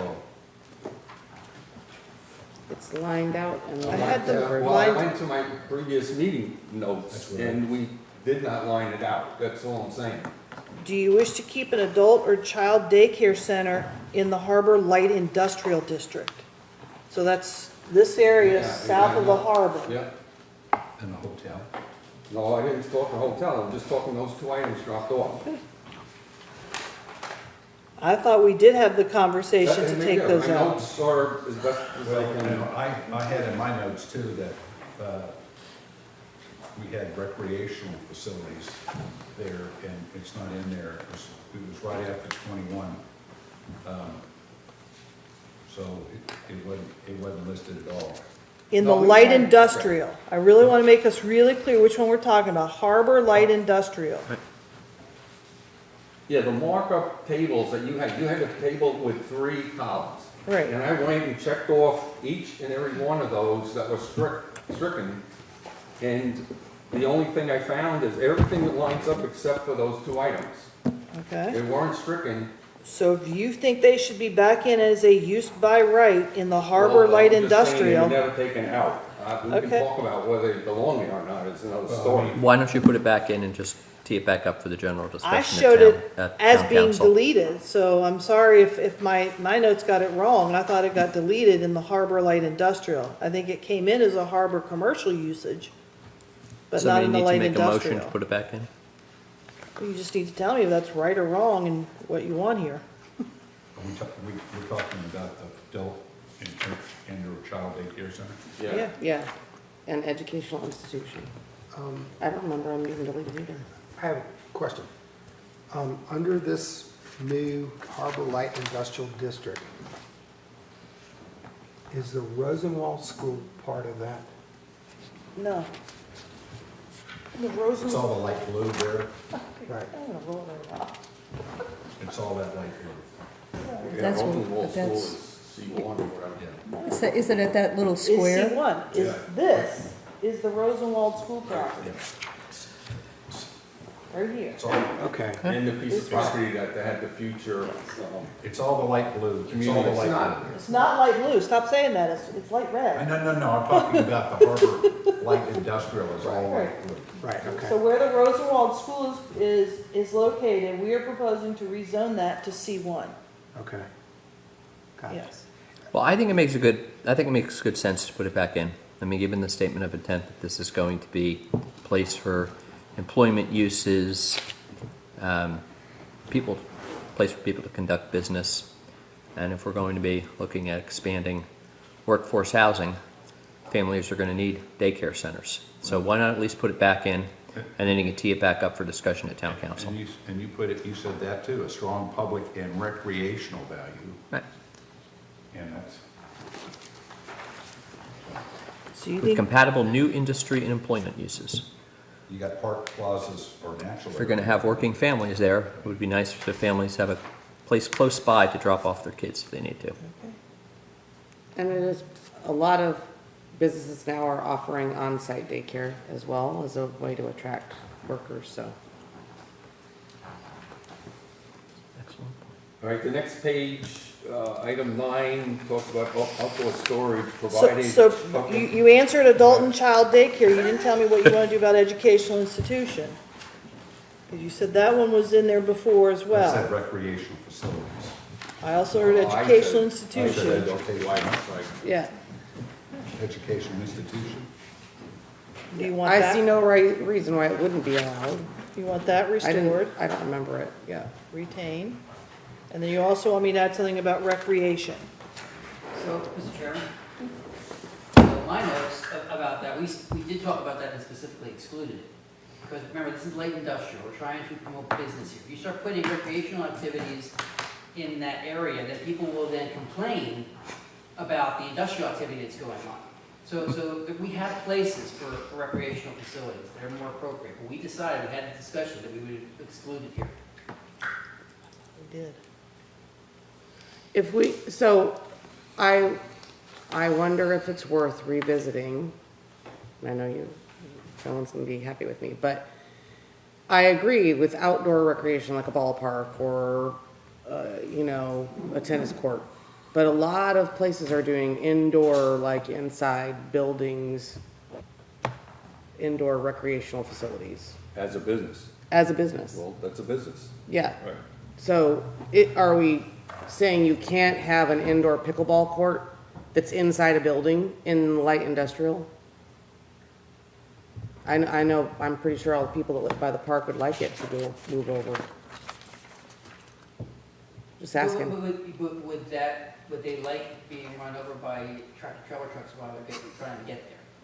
What I'm saying is there are better places for that, and we have many places where a business like that can open. But you want to make it in every place available where the more headier activity is happening? You just have to be careful that you're not going to discourage the activity that this zone was set up to do, that's all I'm saying. If you want an indoor pickleball place, there's lots of other zones you can put it in. But, that's up to you. Well, what's your pleasure? Indoor recreational activities? I would say I would be in favor of indoor recreational activities, but not external recreational activities. Okay, and with the view that it's a business. That's a view, it's a business. If I want to build a warehouse that has a bunch of trampolines inside and let people bring their families and do a trampoline park inside, plenty of industrial districts have those kinds of activities. That is Yeah, true. they are. See them A all lot the of time. them Up in Northern Virginia or in industrial areas. See them Yeah. all the time in Virginia You want to Beach, get your too. kids to wear off their energy in the middle of the winter, that's the place to, kind of place to go.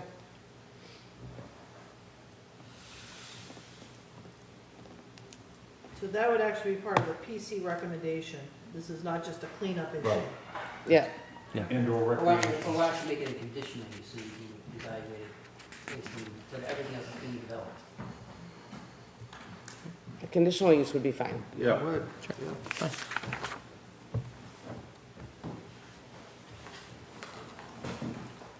Under 9, when we talk outdoor storage, we reference landscaping sufficient to meet Appendix A, which we don't have. I would just strike out all the landscaping language there. Sure, where are you? I'm on that same page. I don't know what page C, you're on. C14, C14. B, I'm sorry, B14, B14. Outdoor storage? No, wait a minute, let me. No? Okay. We're in. Are you in the cleaner I market? see where Light you, industrial. I know exactly where Bill is at this point. Appendix A, and I didn't catch it everywhere, where I'm gonna flip you over to F, where I talk about additional development requirements here, where I do talk about the landscaping. I clarified that. That Appendix A is reference to the Accomack PUD Appendix A. I just didn't add that citation over here too. All right, so So I need what to. would you're gonna refer to the Accomack PUD for Yes. Appendix A? Yes, that's what it is. Because again, much of this, when it was first created, was adjacent to the Bay Creek PUD.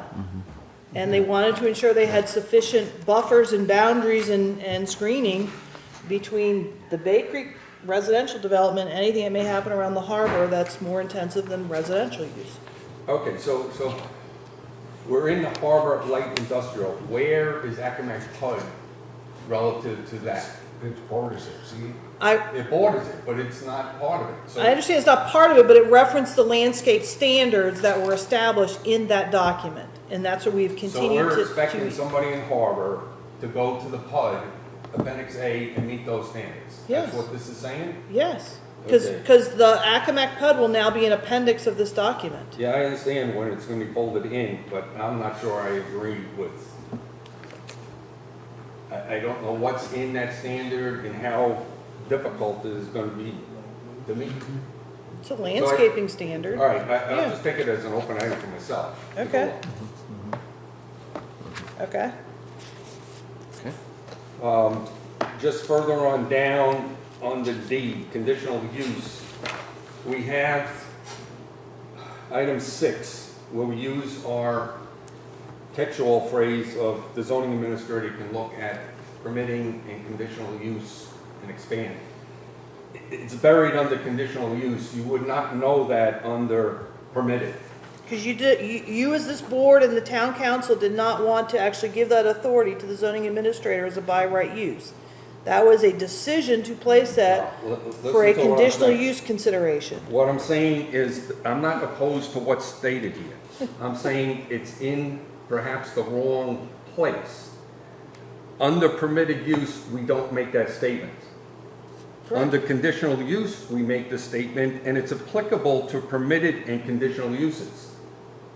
Yeah, it's just, Meaning it would have to go through a conditional use permit process. But I should have that statement up underneath permitted as well. that's all I said. Except the discussion indicated you actually did not want to give that authority to the zoning administrator for anything to be considered a complementary by right use. But Katie, what he's No, saying we is have- it says we have added foregoing this phrase. permitted and conditional uses. It says right there, permitted and conditional Then use. that's my fault not taking out permitted. Yes, Yes. that's all That's we're it. saying. So you want to take out permitted. No, I don't want to take it out. I want you Move to it in have that both ability places. and move that permitted statement up under permitted. I would agree with you, but Paul, I'm telling you, during our conversations in prior meetings, the group as a whole did not want me to have that authority. I'm willing to bet if I go back through, I'm going to find you Okay. have that ability under permitted. And it says it has to be concurred with by the planning commission. Yeah, look under 3.8. So then, my question is, you can't have it in both. It's either permitted by right uses, or they're gonna be through a conditional use permit. You can't have both. No, look at 3.8. 3.8 under permitted uses, item number 6. There's your phrase.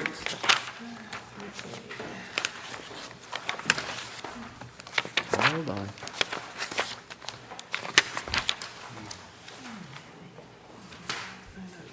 Yeah. Where's my section? Yeah, 3.8B6. Yep. Section 3.10. 3.8. Under permit, We're right item here. number 6. Right. We're right here. I get it. You can have it there as a by right use. Oh, I You see. can't have it as He's a referring conditional to use this. clause too. See? Got it. Which is It can't compatible sit in in both nature. spots. It's Well, basically then, the same. they're not That's my using. point is, it's And gotta all either he's be a saying by is that right use, Take this. or put it it's a by required permitted conditional use uses, permit. Under permitted It uses. can't be both, She said. because it's an open-ended, me any other people commercial, have to do whatever else you might think of, that we feel is compatible, could be considered as a by right use if it's concurred with by the planning commission. Or else, any other thing you can think of that is concurred by the planning commission, but requires a cup. Okay, I am looking So to which then, one do you then want I'd it to move be in? 6 up to the permitted area. Okay, so And you take don't out- want it under conditional use permits, that's my point. Yeah, it's confusing, and I thought it could be applicable to both, but I really don't care. Yeah, I mean, Katie, in a real life sort of situation, I mean, if I wanted to seek a cup, but I could just seek basically the same outcome under the permitted use provision, wouldn't I just go through the permitted use provision if That's that my language point. was there? Yeah. Either we deem it as a compatible use, I bring it to Right. you as a compatible use, I ask for your consideration of that, you agree or Right. you disagree. If you agree, then it's a by Right. right use. It's not that, oh, well, then maybe through a cup you consider it. And the standards of review would not be different for the planning commission. Like whether I was reviewing a compatible use under a by right standard versus a compatible use standard, it would be the same standard of review. Compatible use standard is how you'd be reviewing it as a by right use. That's what I'm asking, Sorry. yeah, okay. That's the standard, and then you're asking, would we add something more if we wanted to consider by a cup?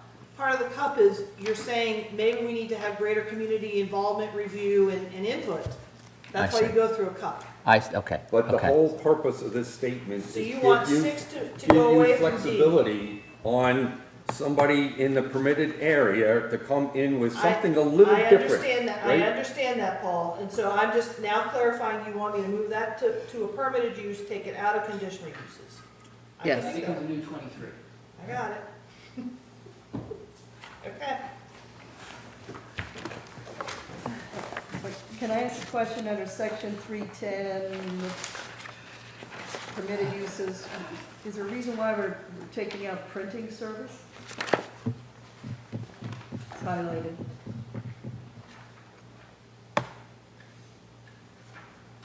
It is highlighted. Page 48.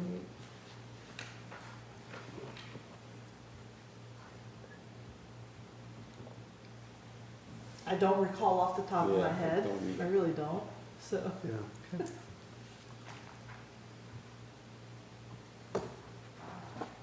I recall that this section was rather contentious, so. There's a part of me, I wouldn't know how I would define a printing service from just a general office or business use. So to some extent, I Kinko's? don't know why it's gotta be singled out as a type of use. It's just redundant. It Maybe is that's why redundant we in my just- mind, yeah, So is it taken care of? It doesn't say it's 13? not allowed. right. Right, I think it could be covered already under offices, administrative, business, professional, Right. telecommunication. Flex Just a industrial general use. classification of Right. business. Rolled up Okay. underneath That's it. all. Yeah. Which is all for the reason of moving that sentence up to give you that flexibility. Right. Sure, Yep, agreed. okay.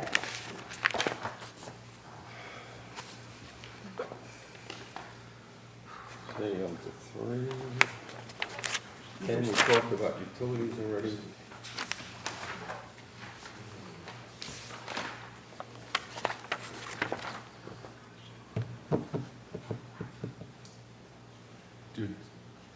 I had, go ahead. Under 310F, 310F, oh, wait a second, 310F, Additional development requirements? 3. Wait, I guess it's not 3, it's number 5. Parking is not permitted in the front yard of a lot. What, I know the next one says no parking or above it says all parking must comply with the off-street parking and loading requirements. Is that, I know that's in other areas, or do we just strike that parking is not permitted in front yard of a lot? that's a requirement in other zoning districts as well.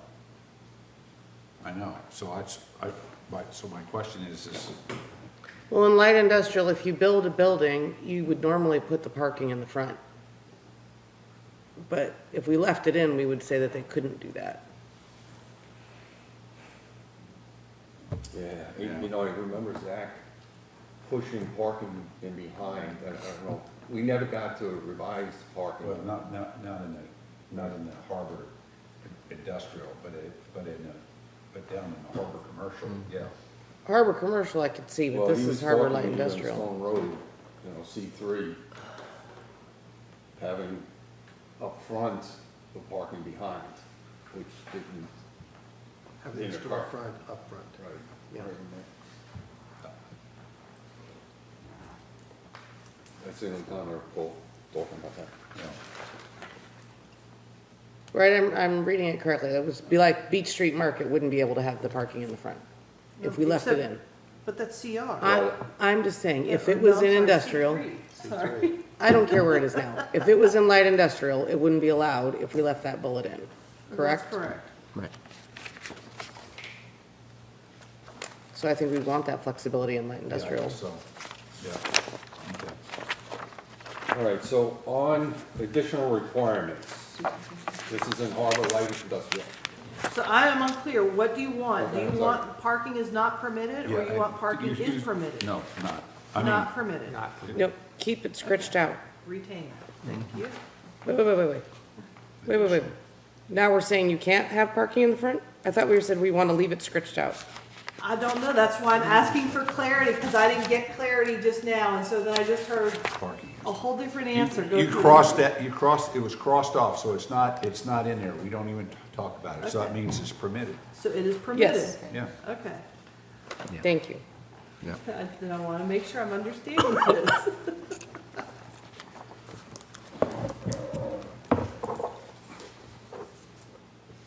All right, and under additional development requirements, the buffers.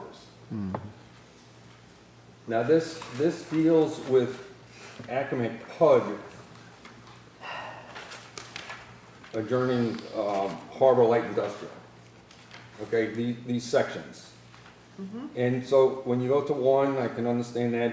2, I can understand. When I go to B, 2B, 1B, on the next page, when a zoning lot within the harbor light industrial adjourns a C district of the Accomack PUD.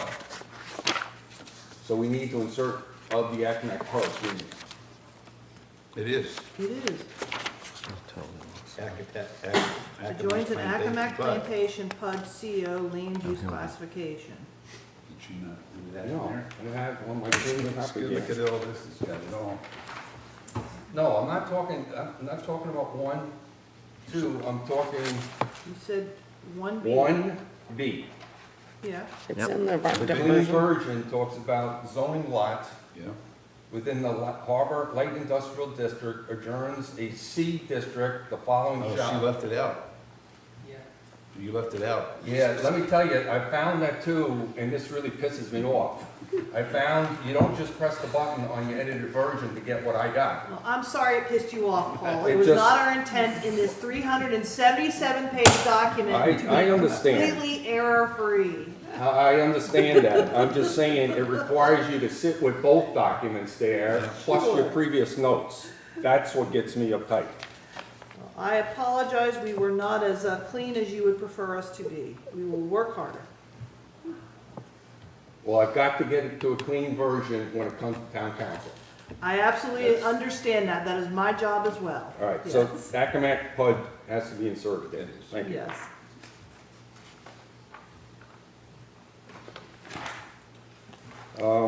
The next one I had was 3.11, the very last item, item 8. I'd suggest we strike or rail all out with regards to delivery. Of transmission of materials? Yeah, materials by truck. We don't have rail anymore. Yeah, So that's I'd true. take or rail in the two locations there, rail or out. Which number was that? This is the very last item, under additional requirements. This Oh, is yeah, number 11. 20. Railroad tracks, sidings, yards, and rounded out houses? No. Under additional requirements. No. Oh, okay. Yeah, It's F11. yeah, 10 Okay. on the marked up version. I got it. Okay. Yep. It's 11 on the old version. All right, so you agree that that's taken? It should be taken out. We don't have a- Page 57 on the marked up. Delivery, it's there. Oh, And okay. it Yeah, refers yeah, to yeah. rail. Rail should come out. But I said by truck. Okay, it's by rail. We need to remove or rail, and then the second one, rail up or. There's two rails in Yeah, it. I rarely believe that's needed. You can see Could we just chug along here? Norwegian yeah, names. I know. Apparently not, Bill. We're almost done We're almost, with, For tonight. we're not going on to 4. For tonight, yes. All right, the rest I have, the next section, just editorial under PUD.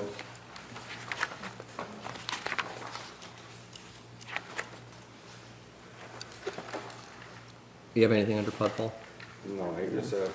So Katie, Editorial. Go ahead. yeah, so Katie, this is just because I'm not, sort of steeped in the vernacular of, planning, sort of landscaping vernacular, whatever. I'm still trying to sort of figure out what, under design guidelines G, and this is for section 3.12, planned unit developments. Streetscape design. Streetscape is a defined term in the definitions. Landscape zone is a defined term, so I can see what that is. But I haven't been able to find any definition for what a sidewalk clear zone is, nor a supplemental zone. So I'm just trying, I'm wondering if you can give me sort of an understanding of what this provision speaks to and what we're trying to accomplish here. Supplemental zone is item number 3. No, I know, but it's not in the definition section. Oh. And streetscape is in the definition section. Landscape zone is in the definition section. So what are you saying should be I'm there? saying sidewalk clear zone is not defined and supplemental zone is not defined. So I'm just trying to make sense of what this subsection B is actually speaking to. So do we need maybe what would clear it up is if we just had a definition of sidewalk clear zone and supplemental zone? Would that help? Sure, properties with required landscape, sidewalk clear, or supplemental zones, like, that are located on private property. What would be an example of a sidewalk clear zone on private property? Because they have to provide a permanent easement to ensure public access. I just have no idea what that is and what this provision is trying to get at. this is a PUD. I know. Can I provide any clarity? No, Yes, I did not please. write this ordinance. Okay. This provision of the ordinance is the ordinance that was adopted by this town, I don't know, 6, 7 years ago. I just think we have a duty to the regulated community to let them know precisely what is being I don't know regulated. where you're saying there would be private sidewalks on private property. Well- Again, any sidewalks that do get constructed, I'm not saying it, Okay. the ordinance is saying it. Properties with required landscape, sidewalk clear, or supplemental zones that are located on private property shall provide a permanent easement. and I don't have a definition of a sidewalk clear zone in this ordinance. And so I'm kind of left guessing as to what the statute means when, as to an example of what a sidewalk clear I think by reading zone. that whole section, it tells you what is defined as a sidewalk clear zone. So it's indicating between Marina Road and Bayshore Road, it needs to be 10 feet wide. Otherwise, it could be a smaller size.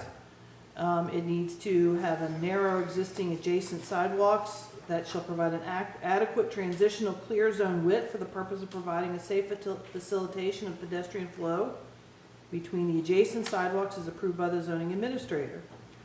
Sidewalks shall be broom finished concrete with a 4-inch trowel edge along the edge joint. In a sidewalk clear zone. Yeah. This is the, Okay, this but- is the sidewalk.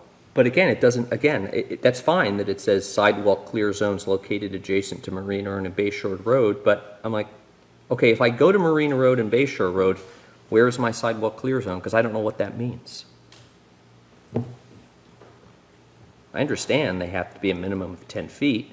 I'm on the not sidewalk. disagreeing with you, Bill. Do I understand this to administer this, your zoning Yeah. administrator? No, I do not. Okay. We went over this ordinance multiple times during our joint meetings. Yes, and I asked this very question about a year ago, so I'm not bringing it up for the first time. I'm not saying you are bringing it up for the first time, but I'm not sure that you got any further clarity since then. How can we get clarity? This So- board needs to decide what they would like. So What does this mean? This specific paragraph was in the,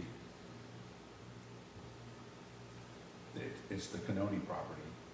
It's the 40 acres, and it goes along Marina Road to Bayshore Road.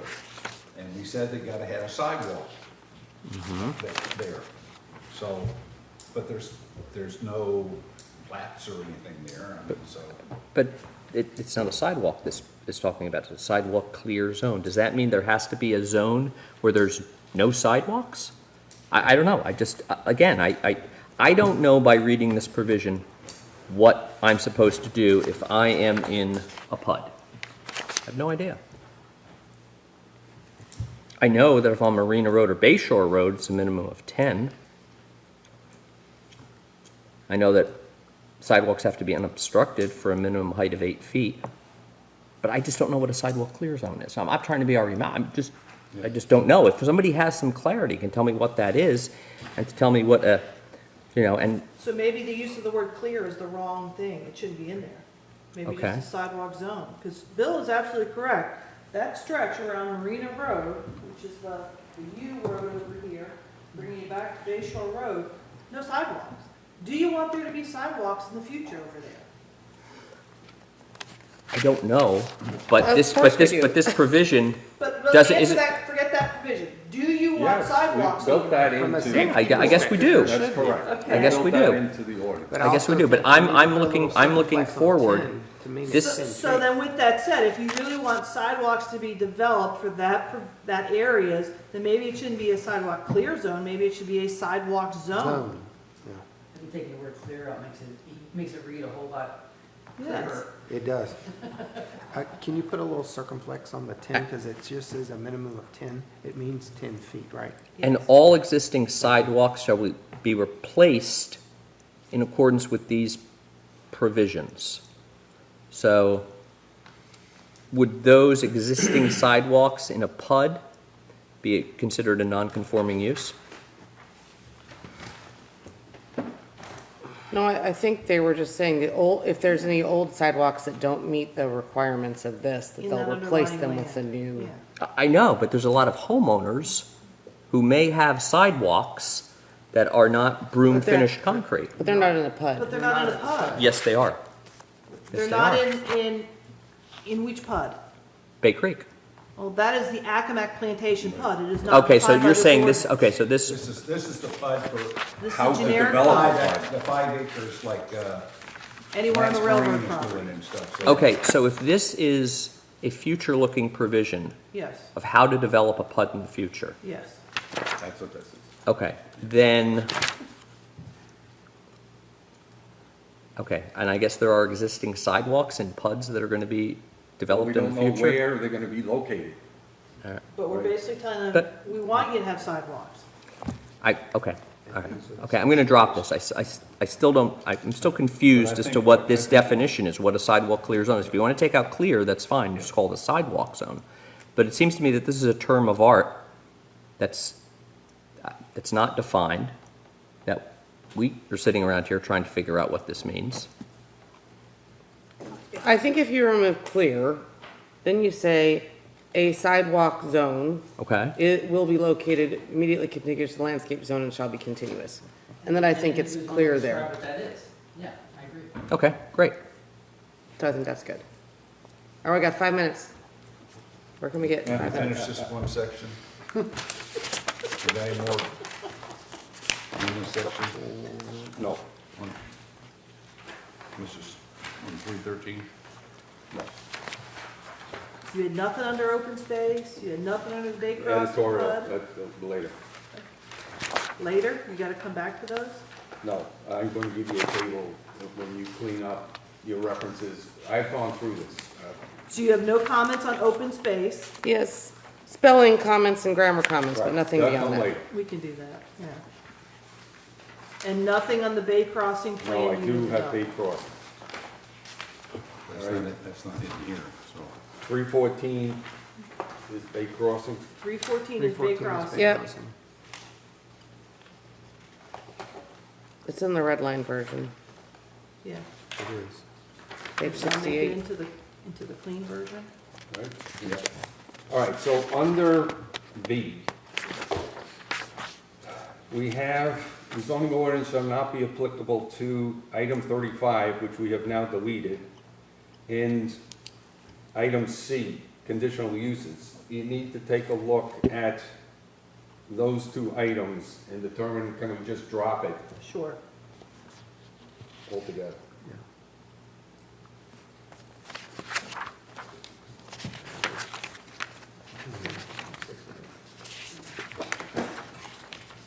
And on 48, under E, lot size, the very last item, G4, refers to RE, and strike RE and OR, since we deleted, Okay. and that's where I give out.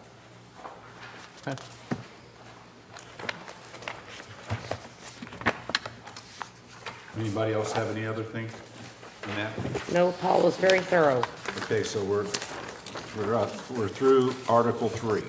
So we can start Article 4 on the 3rd. Now, Katie, just logistically, how are you going to capture our recommendations, since we got little nits here and there, you know, as we went through tonight?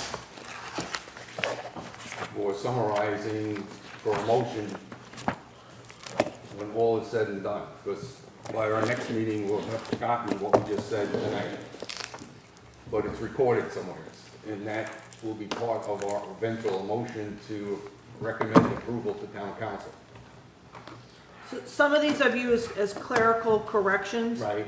I don't view them as substantive to how it was advertised or the intent that was presented. There were a couple I noted already. I called them out to you.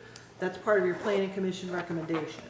Okay, so you'll generate a table Yes, from which a planning points, commission at recommendation. least for items. tonight. Now, Yes. if we go through the same exercise for the balance next meeting, I'll do the same. yeah, but it's gonna be taking what you think you heard from us, rolling it in the table without us seeing that table prior to going to town council. Yes, unless you want to convene another meeting in between Well, that's, I'm December putting 3rd. it out. I wanna know logistics here on Yeah. how we're going to walk through this. Because that's the only way is for you to convene another meeting in between this going to town council. Okay, and then just So pose it that's to up the to this board. board. Is that what they need to see or not? So what is the plan to go to town council? The town council, right now, is I'm prepared to present your recommendation at their third meeting in December. Yes. So we're meeting, so December 3rd is the next meeting? That Yes. would be 19th. The Yeah. town council meeting is, yes. Yes. Yeah. So, I'm not advocating another meeting. I just want to walk through what the steps are. So my recommendation is, I think you were almost there, so if you're gonna put together a table of of the non-clerical substantive issues, which I don't think it was a great many. No, there's only two that I So I can think recall. my recommendation is that Katie presents that to you at your next meeting, so you can agree that what happened at this meeting. And at the next meeting, add to it. And at the end of that meeting, make a motion to accept those recommendations and send them on to town council.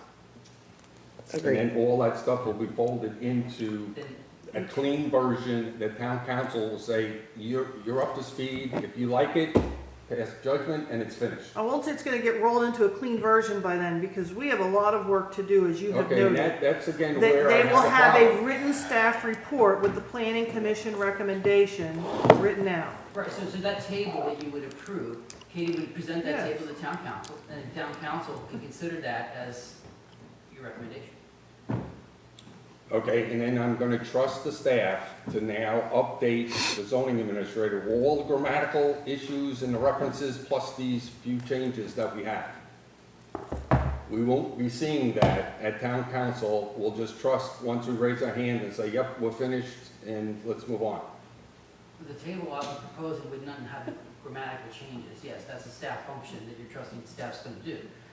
The table Katie will present again are the substantive changes that you All right, discussed. all right, I'll give up, I'll give up. You're welcome to do my job all the time. And Does it Please have take to be over. presented in December? Why can't it go to the town council in January? That is a town council decision when they wish to take this up. Yeah, we're looking for December, because we've got a change in board, and we've got continuity right now. I see. Yeah, the council changes January 1st. Ah, yeah, I see. I will do my best, Paul, but I cannot guarantee it. Well, I'm helping because I have, what I found Then, is. then why don't you pass those along I to will. me? I will Please be do doing that. that. I will be doing that. and I'm Katie, not saying I won't take any of your Sure, I'm sorry, grammar I'm or punctuality or spelling issues that you've noted and found along the way. Well, why don't we, on December 3rd, we can look at where they've gotten and what we think are substantive, and then we can recommend to town, Paul, you can recommend to town council whether they take it up in December or wait till January. What's the risk? I think that's a direction I received from my boss, and they want this at the December I'm not meeting. recommending it to you. I'm I'm just telling asking. you, I've already received direction from my boss. I'm giving a planning commission recommendation to the town council in December for their meeting. That's direction I have already received. Okay. It's not mine to give nor to Okay. take it away. All right, Okay. all right. and I'm sorry to go over old ground, I just want to be clear. So the Thursday town council meeting is just going to be addressing the STR recommendations that we've made and that we heard today in the public comments. No? I had no intention of, I've already written my staff report Okay, on STRs Right. and provided your recommendation in that staff report. I have no way to capture today's comments in Okay. any further addition to the town council. They were here tonight. Yeah, so they Yeah. had heard and they took away, you know. So- Yeah. town council, of course, is They free can- to they sort can of do what change they whatever want. They could Yeah. reject Okay. your thing, they could take all of yours plus add some more. They can add the comments They that can were do heard any tonight, they number do of everything they want. Yes, yes, Okay. They get paid big bucks. yeah. Mr. Chairman, I make a motion, we adjourn. So, I second. so we have a motion and a second to adjourn. All in favor, say aye. Aye. Opposed?